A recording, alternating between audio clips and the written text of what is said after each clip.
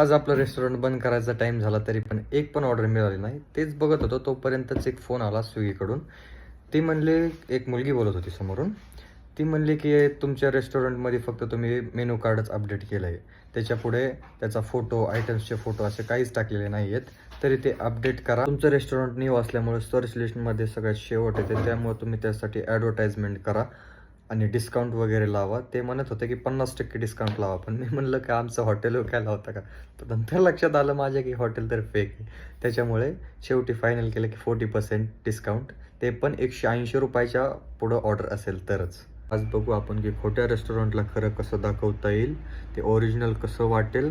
त्यामधले जे आयटम्स आहेत त्याचे फोटो अपलोड करू, मेनू काढून चेंज करू. तर एवढं पण सोपं नाही आहे फेक रेस्टॉरंट चालवायचं. दुसऱ्याच्या ताटाचे जाऊन फोटो काढून अपलोड करणं हे एवढं पण सोपं नाही आहे.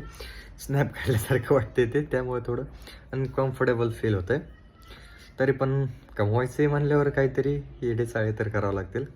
तर फोटो अपलोड करू. सांगायचं झालं तर माझ्यासारख्या येडा जाव्याला शिवी न देता 1 मिनिटाचा व्हिडिओ रेकॉर्ड करणं म्हणजे असं वाटतंय जणू कोणीतरी नरड्यावर पाय देते.